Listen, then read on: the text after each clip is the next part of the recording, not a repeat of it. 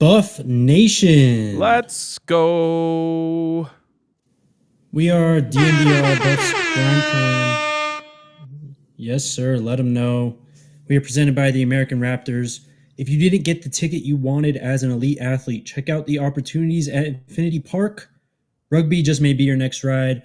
My name is Jake Shwanitz. I'm joined by RK. Usually I'm sitting right next to my guy, but I am at home, of course, over the holiday. Ryan, how are you doing, though? How was your Christmas, man? I'm doing great, man. The Broncos tried to ruin Christmas, but Coach Prime wouldn't allow it. As I tweeted out, Prime Claus delivered the goods on Christmas for the Buffs, and in the end, that's most important. It is. He Prime played the role of Santa Claus, it seems, this year because the Broncos were definitely playing the role of the Grinch. Man, so much news to get to. Over the we went last live on Thursday, so Yep. we have 3 days of news to catch up on, and we start with one of the newest Buffs, former JSU safety Cameron Silman Craig has committed to CU. He is the sixth, seventh Buff or JSU Tiger to now become a Buff. We don't have to talk about what happened in the Celebration Bowl, Ryan, but I want to know what you think about this move. Yeah, it's an interesting one. I think, he was kind of that nickel style corner for them. And I guess you would say the word is predicted that the Buffs are going to run some version of that 4-2-5 kind of defense because we had heard one of the guys, I believe it was T.A. Cunningham, who said something about 4-down linemen.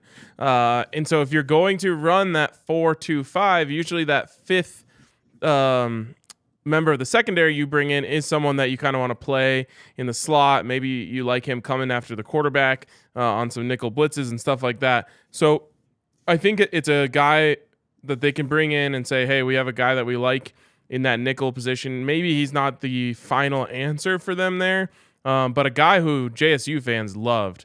A lot of people used the word dog when they were talking about Cameron Silman Craig. So definitely another one. Wasn't tippy top of the wish list, but definitely a nice nice player. For sure. Coach Prime and Cameron Silman Craig actually go way back. Cameron Silman Craig played for Coach Prime at Trinity Christian High School before following him and committing to him at JSU in 2021. He was JSU's second leading tackler in 2022 with 43 total tackles, 1.5 sacks, 1 interception, and 1 forced fumble. As we've talked about many times, these skill players and these defensive backs are going to be coming flocking to Boulder because Coach Prime is now the head coach. Moving on, though, we have some quarterback news. A former Buff, Brendan Lewis, has transferred officially to Nevada now. And then the big news came through 3 days ago. DJ Uiagalelei was supposed to be the Hawaii quarterback. He now joins Oregon State, a team that was really good this last year, really just needed that last piece, that quarterback. They have it now. Pac-12 is the conference of quarterbacks, man. Yeah, man. And that's a nice addition for them. He obviously never lived up to the hype at Clemson, but he's probably also not as bad as Clemson fans think he is. I'm sure the Oregon State fans would be much more grateful to have him there. But the Pac-12 is getting a lot of transfers, and all of them are looking up at the Buffs in the transfer rankings. Yeah, that's for sure. I got the PHNX Sun Devils guy send me the screenshot of the On3 rankings telling me that the Sun Devils are actually ahead of the Buffs. I don't really know where they're getting that information from because last I checked, they don't have a Travis Hunter type of player coming in. Moving on, though, some other news in the recruiting world. A lot of guys have been offered in the 2024 class, but this came through on Christmas Eve. Ryan, another 4-star receiver, Omarion Miller, former Nebraska commit, is coming to Colorado, man. You love to see that. You love to pull him right out from underneath the Cornhuskers. Obviously, we would have loved to have Malachi Coleman be one of those guys as well. Didn't work out. Omarion Miller, big-time athlete, big-time player, 4-star recruit, and CU is just stacking up talent at wide receiver right now. And I know some people out there have said something along the lines of, we're going to talk about more wide receivers here in a second, but I'll just get this out of the way now. A lot of people have said, all right, like you can only have so many wide receivers. What's going on here? Not really. Wide receiver is going to be the deepest position in every single recruiting class every year. And I feel pretty confident in saying that. It's probably right there with running back as the easiest place to find talent. And so with that in mind, first of all, you can put more wide receivers on the field really than any other position on a given play, right? You can have upwards. You could have 5 if you want. You're usually going to have 3 a lot of times, and 4 is going to be a common set in this offense. So you stack up at that position at every chance, because not all of those guys are going to hit. If we're just being honest, they're not all going to live up to the billing that they once got. So you want to make sure your hit rate is really high, but also you just want to take in top talent whenever you can. So you over the course of a game in this offense, I really don't think it's crazy to say you could play 8 wide receivers, Jake, and maybe that's even low. You're moving fast. I think Coach Lewis has officially decided to call it Buff Fast. His offense. They're trying to get it going fast. I was thinking like the Stampede. I was even going to throw him. There was this old graphic that popped up in a game once when CU had like these insanely fast wide receivers, and it just said speeding buffaloes, and it had all their 40 times. And I thought maybe that was an option, but he's decided to go with Buff Fast, so that's okay. But they're just boom, boom, boom, moving. And you could, if you really want, just go with a whole line change. You could straight up just say 4 in, 4 out. If that's the situation you're in. Obviously, the reason you go fast is so the defense can't sub, so you don't always want to sub. But you cannot have too many wide receivers. And you have 85 scholarships. So it's not like the NFL where, hey, if a team keeps 7, 8 wide receivers, that sounds crazy. No, you've got 85. Bring in the top talent where you can. Keep the ones who end up panning out, and replenish the ones who leave. Well said. I mean, you touched on it with the speed of Sean Lewis's offense. If we're going to be buff fast, I mean, you're going to need guys to come in basically almost every play, every other play, that can run these 9 routes, that can stretch the defense, just because you don't want to get your main guys too tired from having to run down the field all game.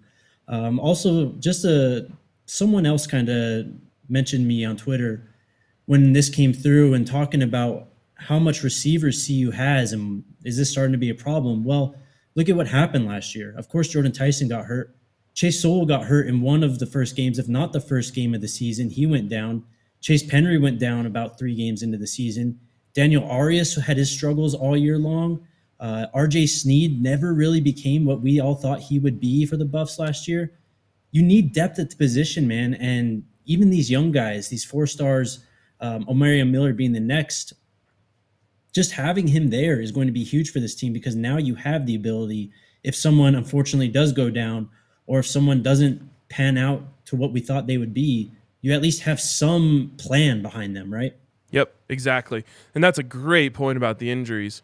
They were so thin at the end of the season.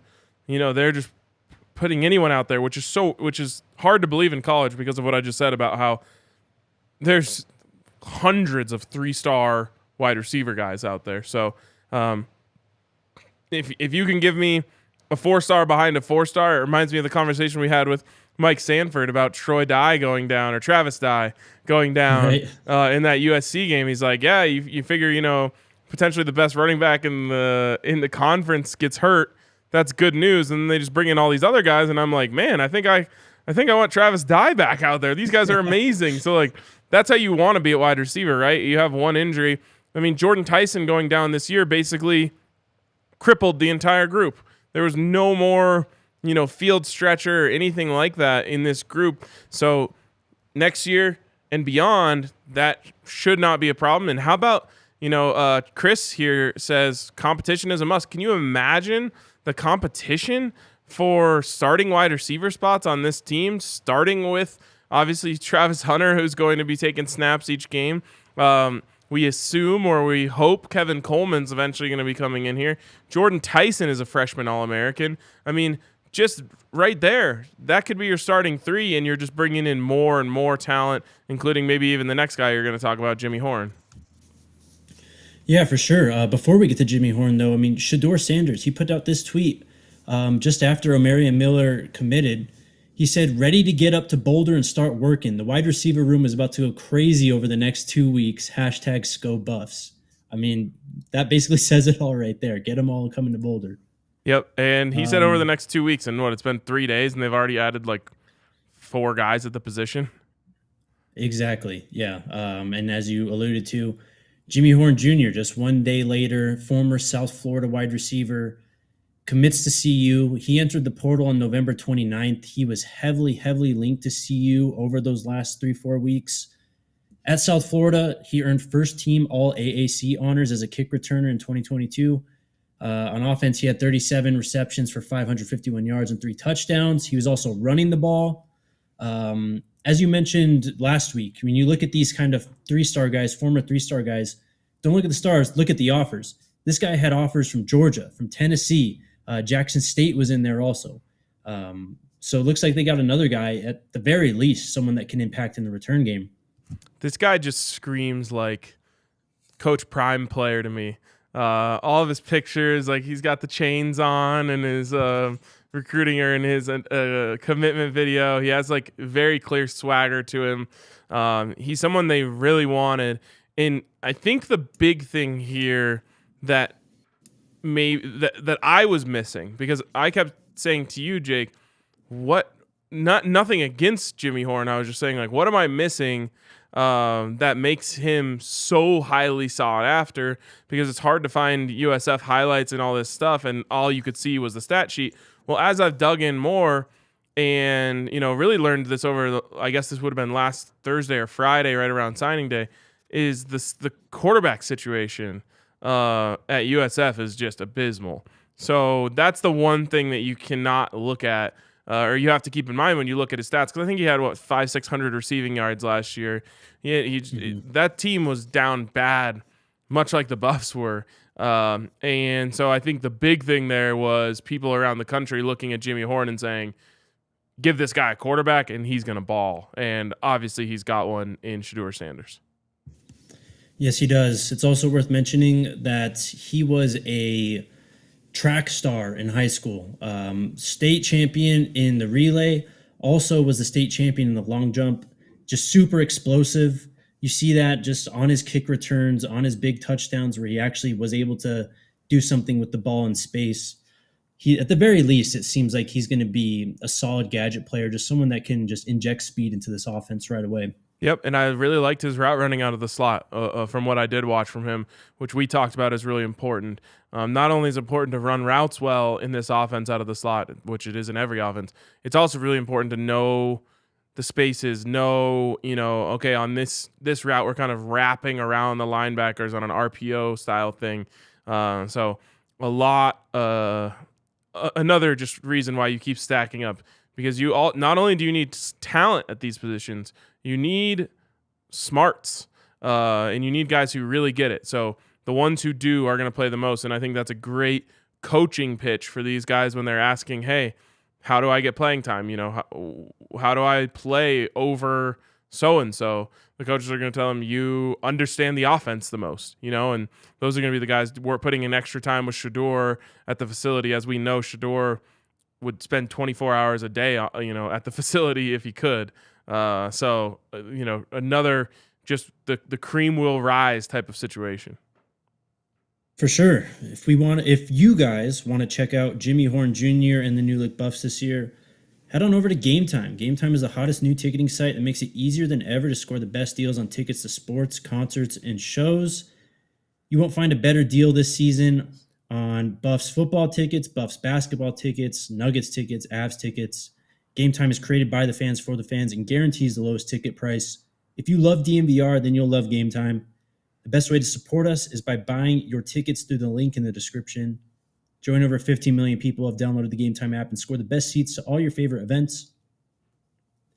Also, shout out to our friends over at DraftKings Sportsbook, where right now it is bowl season. DraftKings Sportsbook is my go-to for betting during this wonderful time of year. So many great games coming up. I'm excited to get back into Denver because that's when the college football playoffs going to kick off, the New Year's 6. Do you have a bowl pick of the week that you'd be willing to give out right now, Ryan? Wow, I do not. But I could give you. Last week I gave out, I believe, Nikola Jokic to win MVP. That's when You it was did. at plus 750. It's moved all the way down to plus 400 now, Jake. So let me pull up the bowl games here really quick. See if I have an immediate reaction to one of these lines. While you do that, I'll tell you guys that Justin told me, our DMVR Rams guy, he told me this, I don't know, 3 weeks ago or so, whenever the Bulls were announced. He told me to get on Ohio. I've been on him since. They play Wyoming in the Arizona Bowl on the 30th. So I got a ticket open there. You have anything else? Oh, man. Give me Alabama minus 6.5 against Kansas State. Let's go. I love that one. By the I way, also Jake. like North. Oh, go ahead. Go ahead. I was just going to say I like North Carolina plus 14 against Oregon too. I don't hate that either. The line actually scared me about who's playing and who's not, with that line being so big. We forgot something that happened on the 23rd. Oh, tell me. Cormani McClain did not sign a letter of intent during the early signing period, meaning he now is, for lack of a better term, up for grabs for the February signing period. And it has to be considered a huge dub for Coach Prime and the staff, because one of the biggest challenges they faced heading into this early recruiting period was relationships that they were going up against. They're trying to build relationships with a lot of these kids, not all of them, because they did have some pre-existing recruiting relationships from Jackson State. But a lot of these guys, like a Blake Purchase, really comes onto their radar when they get to Colorado. They say, hey, here's the best kid in Colorado. He's committed to Oregon. Let's go get him. They jump into that. They have really 2 weeks, but even then, Coach Prime's coaching a bowl game, really less than 2 weeks to come and convert and flip these kids. And in certain cases, it just proved to be too much to overcome with the pre-existing relationships some of these players had at other universities. Now, Coach Prime gets a whole month, really, plus a little bit, to try and recruit Cormani McClain, bring him to Boulder after this period ends. And almost, not quite, but even the playing field in terms of the advantage the other coaching staffs had on them. And so the fact that he didn't end up deciding, hey, I'm just going to go with what I know and go to Miami, and decides not to sign, is a huge dub for the Buffs. Yeah, great points. We've talked about that a lot. Just a lot of these guys, Jordan Onovu from Modern Day High School in Santa Ana, California. Even Blake Purchase's teammate, Hank Zelinskis, another CU commit. He's from Cherry Creek High School.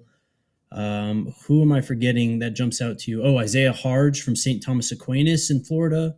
Yep. Jaden Milliner-Jones from DeSoto High School in Texas. Yep. I can't even remember who's from. They have got a guy from Allen, Texas, I believe, who was from where Allen Kyler High Murray went to School. school. Yep. On top of that, though, this news kind of came out today. James Chaney has been added to CU's coaching staff. He's going to be the director of player development, and he was the head coach at Lehigh High School in Fort Myers, Florida, since 2015. He was a former teammate of Coach Prime's, actually, going back to high school when the two played at North Fort Myers High School in Florida. They also spent 1 year together on the roster at Florida State. Coach Prime gets it. He gets that these relationships between these high schools are what these recruiting classes are really built on. And he seemed to really attack that already just in these few weeks that he's been CU's head coach. I don't know if you have anything else to add, but if you do, go ahead. No, yeah, I mean, I think you nailed it. It's all about relationships. And I think that Coach Prime is massively underrated in how smart he is. Above all else, he is, an incredible marketer. He's an incredible motivator. He's an incredible recruiter. And I think all of it comes back to how intelligent he is, and how much he just gets these things. He gets players. He gets coaches. He gets all of it. And understands what it takes to win in all of these different arenas. And it's the number one reason why I'm so confident in what he's doing here. I think there's a big misconception out there that this is kind of a gimmick or something like that, as to why he's having so much success. And it really is not. It's because he is extremely, extremely intelligent, and knows this game, meaning the game of football, but also the game of football from top to bottom. Yep. I mean, it's one of the reasons why this is such a great hire. I mean, you've got someone who's been through it all firsthand. He knows exactly what to expect, how to work those relationships. Back to the news. After that Jimmy Horn commitment via the transfer portal, according to 247 Sports, that moved Colorado up to the 3rd overall transfer class in the nation, Ryan. How about that, man? That was the best Christmas gift. Obviously these players individually were great gifts on Christmas Day, but to see that ranking shoot all the way up to number 3, where I think it was around 7 last time we talked, then it moved up to 5 after Marshawn Nealand, I believe, hit the total there, jumps up to 3, and it's gonna get to number 1. When all is said and done, this thing is hitting number 1, because we haven't even talked about him yet, but I'll segue us into it. Seydou Traore, who well done, is unranked as a transfer on 247, which is the rankings that we are referencing right now. He's a 4-star transfer on On3. And a lot of places regarded him as the number 1 transfer tight end, or multiple places regarded him as a number 1 transfer tight end in the country. Now, that was before the kid from Georgia hit the portal, so maybe he jumps into that position. But he might come in as a 4-star transfer. There's multiple other players on that transfer list that were not ranked by 24/7 yet. So once all of those guys even get ranked, it's going to shoot up. And then we talk about Kevin Coleman being one of the next guys to come in. There's more players who they're waiting on that they could flip. I really think in the end, this ends up being the number 1 transfer class in the country, not only from the top level stuff, which is obviously the 5-star in Travis Hunter, 4-star Shedeur Sanders, and so on, but also just the sheer size is going to give them an advantage in these rankings once all those players get ranked. Absolutely. You talked about Seydou Traore. Let's talk about him now. Coach Brewster said that he was going to turn CU into tight end U a few weeks ago. A lot of people laughed at him and gave him a little bit of shit on Twitter. Well, he just goes out and gets Seydou Traore. He entered the transfer portal on December 11th, committed yesterday. He's listed at 6'4", 223 pounds. Ryan, did you know this? He's originally from London. He was a former soccer goalie. He moved to America to pursue him. Dang, the connection was so good. Then we lost Jake there for a second. Oh, no. We got you back, I think. Am I good? We good? Talk to me, Jake. Hello. Am I here? I think you're here. We'll give it a try, and then if you need to, maybe you hop out and like reset the internet or something, or just whatever. But I think you're back. You were saying that he was a soccer goalie who came to America. Yep. Soccer goalie moved to America from London to pursue American football and earned himself a D1 football scholarship to Arkansas State. Last year, he had 50 receptions for 655 yards and 4 touchdowns. He's coming. He's coming, and can only imagine that he's going to continue to put on good weight at that position. He's very much a receiving tight end at this stage of his career, which is not a problem because they're going to be throwing the ball, quite a bit, and they have Shedeur Sanders getting him that rock. But he is a big-time athlete at that position, and I love that he's coming from London. That marks 2 recruits coming in from London, England. And as you know, Jake, I made the trip out to London, England this year, made a lot of friends out there. So now I have a reason to get them to become Buffs fans. Yes, sir. And then you've also got the punter, who we'll talk about a little bit later, coming in from Melbourne. A lot of Broncos fans in Australia, so we'll get them converted to Buffs fans too. Now we've got London, Australia, Mississippi. And then we've got damn near all 50 states, coming in, checking in whenever we go live here, saying, hey, I'm coming from Maine, I'm coming from Alaska, I'm coming from Florida. So Are you gonna ask him if he leads? Are you gonna ask the London recruits if they I like gotta Leeds? ask these London guys who their Premier League team is. But it feels like the Buffs have gone worldwide overnight, Jake. Yeah, can you guys hear me? Are we good? I know my video's freezing. But, Yeah, we're a little bit delayed. Why don't you try to pop out and refresh it and then come back in?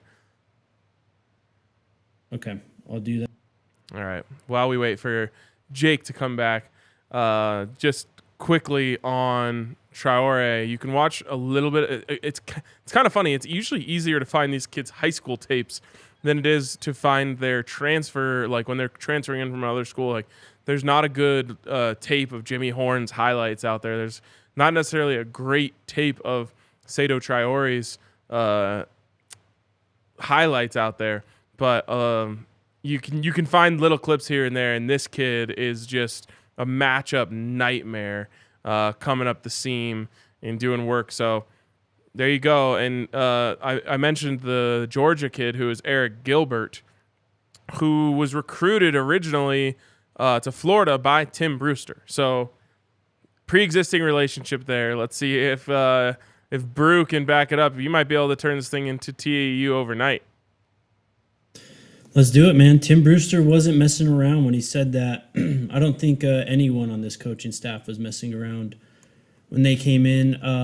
This was a little nugget. I tweeted this out yesterday. This actually came through on Christmas Eve. But the pregame show on Instagram tweeted out that a few of these Jackson State guys are actually staying home.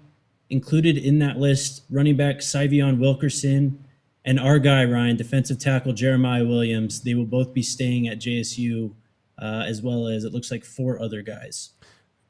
Good for them, man. Honestly, I'm proud of those guys for making that decision. What they believed was the best decision for them. I'm happy for TC that he's able to retain some of those guys, and I'm obviously happy for our Jackson State friends who have joined us on this show that that they're able to keep some of those guys home and keep some of those guys to bridge the gap into the next era of Jackson State football. So weren't going to get all of them, and I hope that Jackson is able to use those guys as a foundation for the next wave of great Jackson State football. Any heard anything about Alejandro Mata, Mr. Otto Mata? Not yet. We do have punter news, though. Let's go. This is something we talked about a while ago. We have much more to get to, but I figure might as well get to this. Former Louisville punter Mark Vassett has committed to Coach Prime and CU. Last year, he had 52 punts, averaged 44.6 yards per punt. I believe CU averaged somewhere around 40 yards per punt. It was very inconsistent last year, as we've talked about many times. They had to be Mark under Vassett that. is from, it wouldn't surprise me. Mark Vassett's from Melbourne, Australia. Yes, We're Melbourne. going Aussie punting. Everyone needs an Aussie punter. Torrey Taylor from Iowa, he's Aussie. He was like one of the better ones in the country. So there you go. He fills a legitimate, massive need. I know I've been trying to say this without being too mean, but I'll just say CU's punting situation last year is as bad as a team's punting situation could possibly be. For sure. It can only go up from here. We saw this yesterday. 3-star quarterback Kason Wiseman. He is also committed to CU. Was committed to Kansas, committed there on August 11th, visited CU on the 16th, decommitted from Kansas on the 21st. He is now going to be a Buff. He has actually signed his NLI. He is ready to go. Who is that? Sorry, I lost you for a second. Kason Wiseman. Ah, yes. A real gunslinger. And what I love about this one, well, I love a couple things about this. One, there were a lot of people, mostly CSU and Nebraska fans, when Coach Prime said, hey, where's Shador? Stand up. That's your quarterback. Said, well, every CU quarterback is now hitting the portal and they're not going to be able to recruit any. Well, guess what? In the first class that was, put together in just a couple of weeks, they brought in 2. So not a problem. And as I've been saying from the beginning, Shedeur is and should be quarterback 1, but he's only got 2 years of eligibility left. So Casey Wiseman, Ryan Staub, all of these guys, they're going to have an opportunity to play, as redshirt freshmen. That is not a bad situation. Or even, as redshirt sophomores. That is not a bad situation for a quarterback. It is not, honestly, you don't want to be coming in and starting as a true freshman for most of these guys in their situations. We saw Owen McCown go out there out of need because he was by far the most talented player on the roster at that position. And he was so undersized. His body was not ready for it. And what happened? He got hurt really soon. So it's a good situation for these guys to come in and be able to sit for 2 years before they're, called on to play in the best case scenario. For sure. Also relevant. He tweeted this yesterday after he committed. He goes, so, hey, at Cormani McClain, what are you doing, with a smiley face? That's exactly what I was going to say was the second big thing I liked about this. A lot of times the quarterbacks who come into these classes serve as like the captain of the class. It's kind of cool how it happens that way, but you'll see these quarterbacks tweeting at recruits, texting them, building group chats with all these stuff, and it feels like Kaysen took that upon himself immediately to be like, all right, who do we need, coach? I'll hit him up. I love it. Everyone's recruiting everyone to Colorado. We've got one more. This came through today. 2024 4-star defensive lineman Omar White has committed to Coach Prime and CU.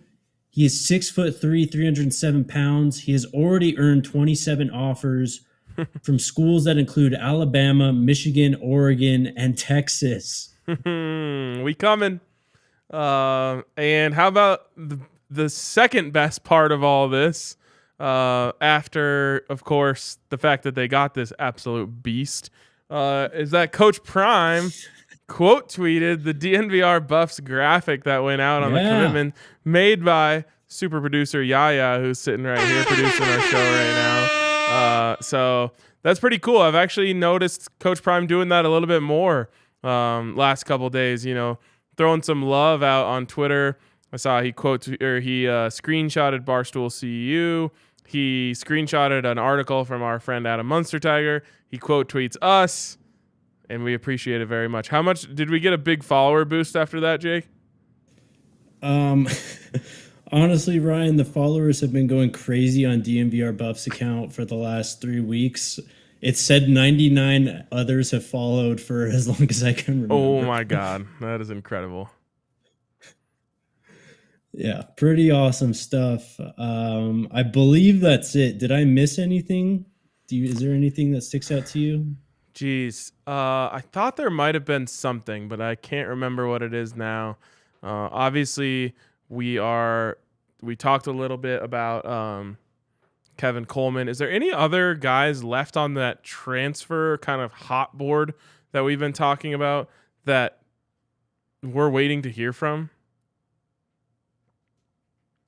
So yeah, there's a few guys that are still in the portal, specifically from JSU. Shane Hooks, someone actually DM'd me on Twitter yesterday. Let me pull this up because I thought it was pretty interesting about Shane Hooks, because I guess he was doing a live stream at some point yesterday. So this is from Chris McCrae. He DMs me. He says, I was just watching Shane Hooks' Instagram live. He was asking anybody if they wanted his Under Armour cleats because he doesn't need them anymore. Then pointed at his Louis book bag and said he's a part of that, and then ended the stream. Well, that pretty much tells you all you need to know about that. Yeah, for sure. Shiloh Sanders still in the transfer portal. He needs to graduate a course. Safety Herman Smith in the portal. Cornerback Tavion Beasley in the portal. Linebacker Jeremiah Brown. Safety John Huggins, and of course Kevin Coleman. So there's a handful of JSU guys that we still need to figure out where they're going. Great. I really think that once you get that crop in here, this thing could go over the top to the number one class. Also included with some of the names, some of those guys getting their official rating. And one other thing we didn't talk about. So you got the 2 guys who have come in from London now.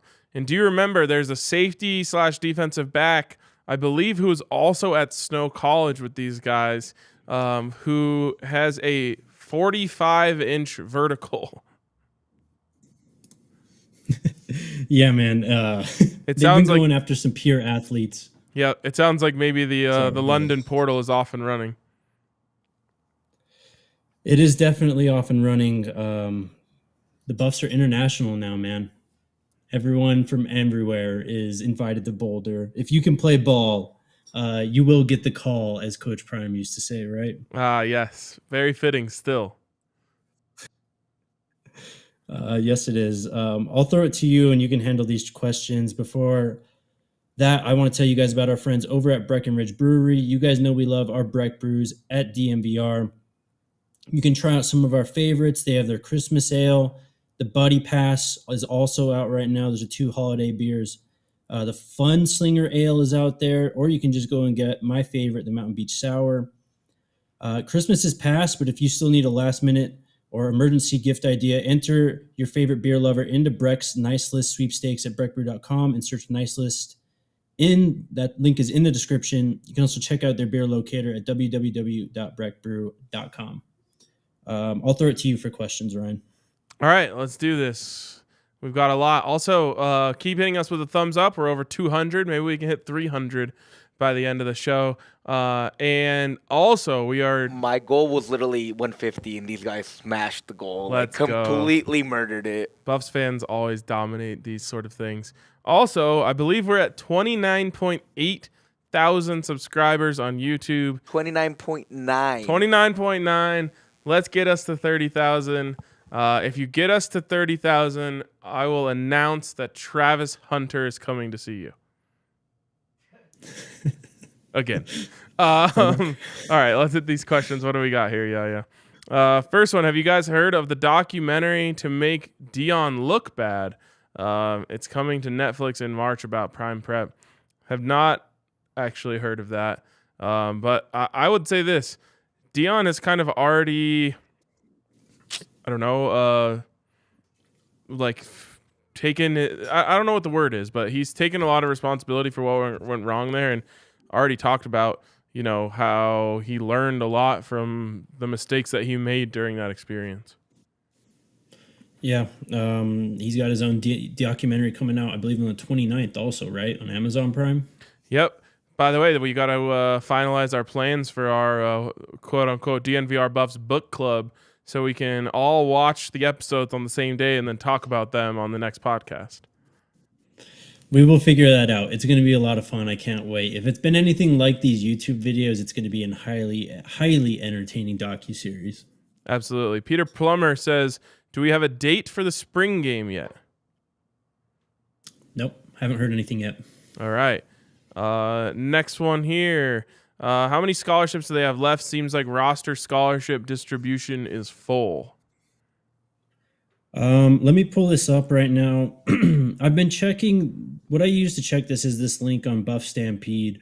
It's not behind their paywall, but it shows all their guys who have a scholarship, who are eligible, who have yet to actually leave the program. I believe it also accounts for new commitments and transfers also. So it says we are at 84. So there's technically only one left available right now, but that is a very fluid situation. I was going to say, I've talked about this a little bit before, but they will create scholarships where they need to. I mentioned it, obviously, the Hit the Portal, Louis luggage video went viral, and, a lot of people had an issue with that. And the way I explained it was like, this is phase one of trying to turn over the roster. So a lot of guys are just going to say, all right, screw this, I'm out. I'm not going to play, or I don't like the tone of that, whatever. They leave, you replenish them. Then there's the next phase, which is going to guys, and saying, hey, not sure if there's a spot for you here. Might be best for you to move on. And then there's, if you need it, a third phase, which is just like, hey, look, you should transfer. And you don't want to have to get to the third phase, which is why you get so aggressive in phase 1. But this happens everywhere. And I would just say they will have as many scholarships as they need. Yep. Well said. All right, next one's from Jamel around the world, who has dibs on number 12. I have a good feeling of who it might be, Jake. I would bet that it's the former number 1 overall recruit, Travis Hunter's number. I can't even remember who was number 12. It would have been Brendan Lewis and Quinn Perry. That's right. So yeah, that number is very open right now. Then. Yeah, exactly. Open on both sides of the ball. Fitting for someone who is going to wear number 12 on both sides of the ball. Yes, sir. And he's almost so good. It's like having a 12th player on either side of the ball. I wouldn't mind seeing Travis wear like number 1, but whatever. He has a reason. He likes 12, I guess. Yeah. All right, next one here. From Elove. Do you believe college game day will be in Boulder next year? Man, it feels almost certain that it would be in Boulder for CU Nebraska.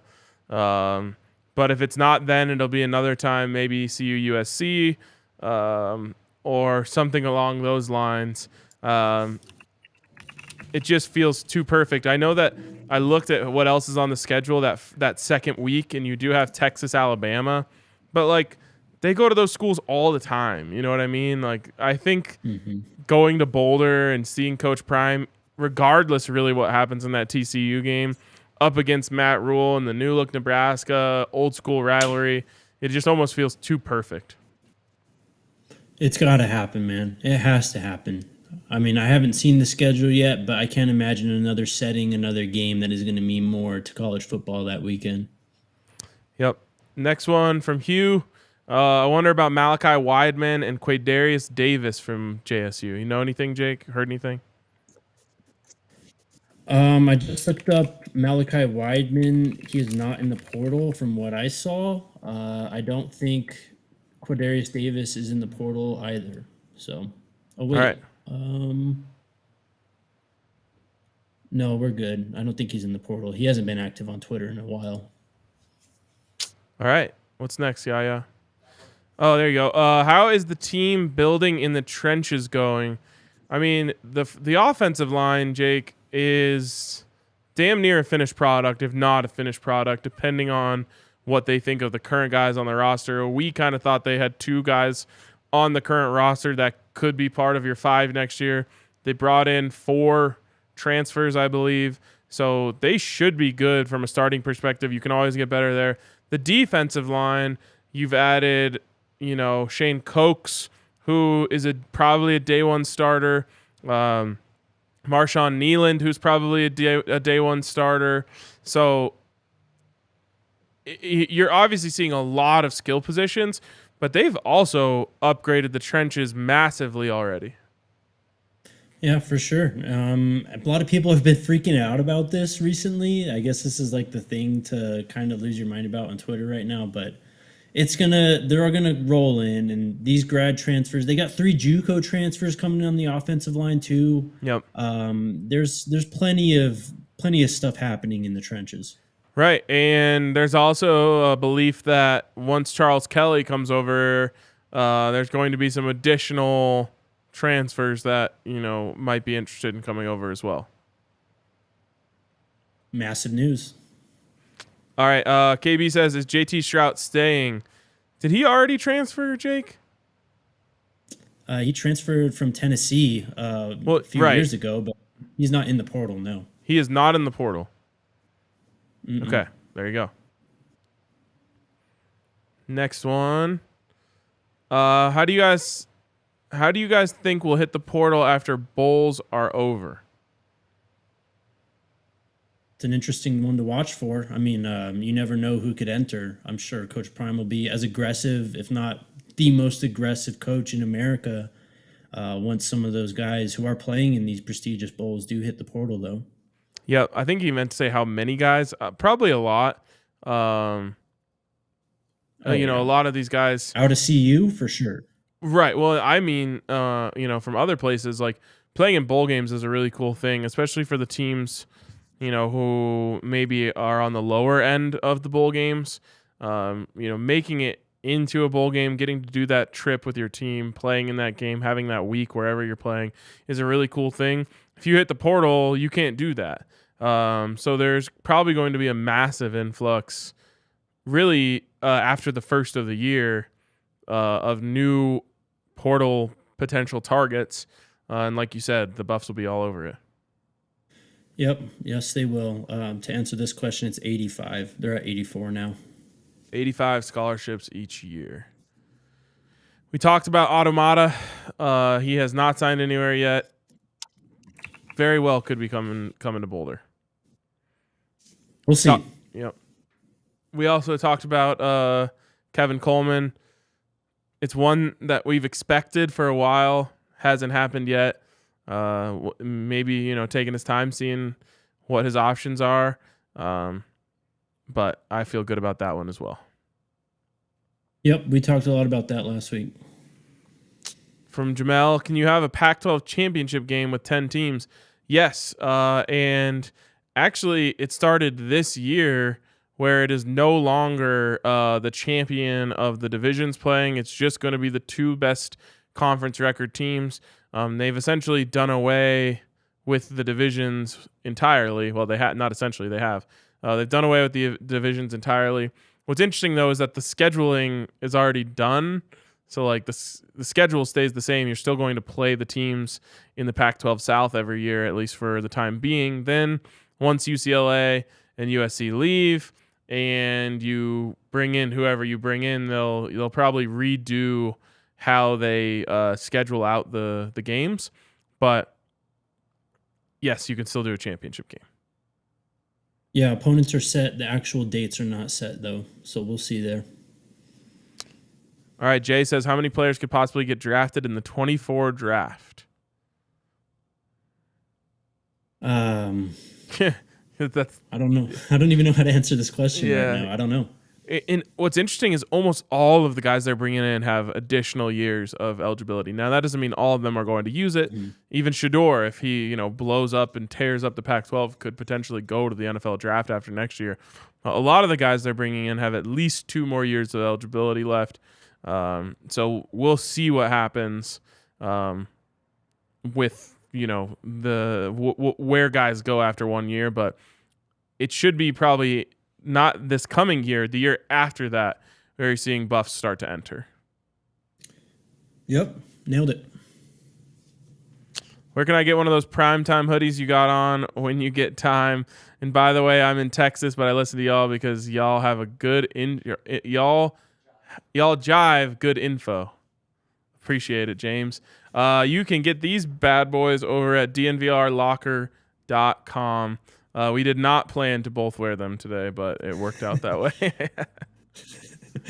I shout out to the White Elephant exchange we had on Friday, because that's where I got this from. There you go.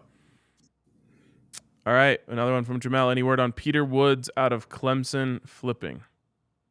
I haven't dug in on him yet. I haven't really heard much about that yet. We'll see, though. Wouldn't surprise me. Flip miss goes all the way through in February. And beyond. Yeah. Well, I guess for those recruits, it would be just till February. Peter Plummer, any plans for a DNVR Buffs tailgate next season? Absolutely. We have a couple different irons in the fire right now, trying to figure out what the best situation is. And no matter what, we're going to have something fun and cool for everyone to meet up at. I'm excited, especially for the people around the country who have said, hey, I'm just jumping on the Buffs bandwagon because of Coach Prime. I got to come to a game next season. Like, I I've talked about it before, but Folsom is probably the most special place to me. There's nothing I love more than being able to show people for the first time. So definitely want to have that tailgate set up so you guys can come meet up with us. We can, give you the good word about where to go and all that good stuff. So excited to finalize plans on that as we get closer to the season. Peter says, are Hank or Dev coming on the show anytime soon? We need more Buffs hype. More. They can come on whenever they want. I've asked Hank many times to come on. He's very busy right now as he's still in season. We'll see what happens on Friday, though. Yeah. He also has a coaching search to cover now. Yep. I know how that goes. From Cool Stuff 123, Jimmy Horn's dad played in the NFL, right? I do not believe he is the son of Joe Horn. No, I don't think so. I've tried looking up exactly what Jimmy Horn's, I guess, bloodlines are, and I haven't really found anything, so I don't know if there's anything concrete there. Okay. Next one from Kevin. Need a few good spots to hang out in Boulder. Can you guys name a few? Of course. Right now, one of the biggest hangouts for Buffs fans, especially before basketball games and a little bit before football games as well, is the Dark Horse. An extremely cool and unique bar. It's one of those places that I love to send people to on a first time here because it's just a place that you'll remember forever. You're like, it's just unique. There's crazy artwork everywhere, that sort of stuff. Let's see. On the Hill, I love me some half-fast subs for a good sandwich. They also serve you Long Island iced teas by the pitcher, if that's something you're interested in, and like margaritas and other things. Yeah, exactly. Let's see, where else? Tons of great spots down on Pearl Street. I've actually been meaning to try and pass along to Coach Prime that he needs to go try out the Post on Pearl Street, which is a fried chicken joint. And as far as I'm concerned, the best Colorado has to offer now. I'm not disillusioned that could necessarily compete with several places in the South. Having been to Nashville, I know that they get it right down there, but the Post is pretty damn good as far as it goes in Colorado. They have them here in Denver, and that's where I'll go as well. So there's a good little starter for you. You can always DM me too on Twitter at Ryan Koenigsberg. If you're looking for something specific, I can probably hook you up. I was born and raised there, so I know just about all there is to know. Yes, Deion is going to sell out every game. I don't even know if that's up for debate. As you've told us many times, Ryan, the people who are handling the Buffs tickets and distributing them have had a hell of a time the last few weeks. It is insane. Like I said the other day, it's a staff made for the previous demand for tickets, and that demand has gone up, I don't know, if we compare it to the demand for this show, it's gone up about like 5,000%. So I would say that those people need help. But in the end, there's only so many seats to sell in the stadium. They will be all sold for every game when all is said and done. What's really going to be interesting, we talked about the spring game. I have been to several dozens of spring games in Boulder, and even like the hypest of hype only ever saw, I want to say, sub 10,000. Maybe I'm underestimating that a little bit. Something tells me that they will find a way to get that stadium almost full for the spring game this year. It's going to be completely bonkers whenever they have a chance to play some sort of football or do some sort of event at Folsom Field this year. It seems like that's going to be a reality. This is an interesting one here from JLTB, and it's one that we've been asked a lot, but I think for the first time, Jake, we can at least envision what this football team is going to look like a little more than we could originally. Is the expectation a bowl game next year? I'll let you go first. I say, yeah. I mean, 6 games, you can win 6. I mean, really, for me, just if you beat Nebraska, beat CSU, and then just beat who you're supposed to in the Pac-12, you beat your Stanfords, you play Washington State close. I think that's going to be enough for the fan base. But a bowl game would just be out of this world already, I think. Yeah, I feel very confident in saying yes now. The talent on both sides of the ball has gone up. You'd like to see a few more additions on defense. Maybe, something to the running back room on offense. But the line is fixed up. The quarterback situation is the single biggest upgrade that we're getting on the team. You've got an insane influx of talent coming in at wide receiver. You've got talent on the defensive line coming in. You have the best recruit in the country last year coming in to play cornerback for you. All of this adds up to you should win more than half of your games. I really do feel that way. I know it's just the start. I don't want to get expectations completely out of whack, but winning more games than you lose now feels like a fair expectation. Yep, and they're not done bringing guys in yet either. No, they are not. Also, someone put a recommendation for Mexican in there. I would recommend Efren's for Mexican, a little bit outside of the main drags in Boulder, but very much worth it, and some delicious green chili there. So there you go. Is that all we got? I think that's all we got, at least for today. Awesome. Yeah, we'll be back tomorrow. We'll be doing the same thing again.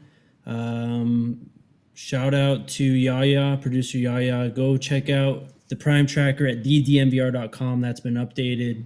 Follow DMVR_buffs at Twitter, at JakeDMVR, at Ryan Koenigsberg. We'll be back tomorrow. Go Buffs. Go Buffs.